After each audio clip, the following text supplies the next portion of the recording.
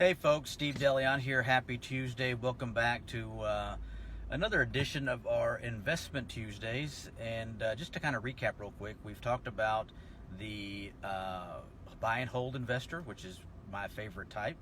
And we've talked about the flip investor, and I've given you some information on how to run numbers when you're looking at a flip property. And then today I want to talk to you about the wholesale marketer.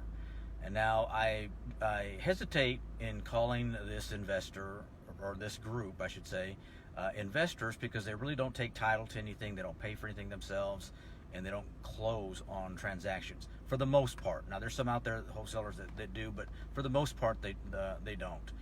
Now, this is the group that causes realtors, homeowners, and title companies the most havoc. If you talk to title companies, they will tell you that probably there's a 30% chance, or they probably close 30% of the transactions that are brought to them by a wholesale marketer. Just because the way it works is the wholesale marketer meets with the homeowner. They agree on a price on the property, and then the wholesale marketer is basically trying to assign that contract to another end buyer investor. And so, a lot of times the people that are doing this wholesaling are really new to the business. They don't understand the true value of a property. They don't really understand what it takes or the dollars that are involved in renovating a property. So they make a lot of mistakes. So in other words, they back out of a lot of transactions. So for them, they play it super safe. So when you hear the term, or people say, "Well, I got a low ball offer from an investor, or an offer at 50% of value or less," it's typically coming from a wholesale marketer, unless that property truly needs quite a bit of work. But typically, they make their money on an assignment fee, and those assignment fees can range anywhere from $5,000, $10,000, $20,000, sometimes even more, depending on how well they were able to negotiate the contract with the seller. So how can you identify who a wholesaler is? Well, if you've owned any property in any market across the United States, you're probably getting letters in the mail, postcards in the mail. You see bandit signs all over street corners, on trees, telephone poles.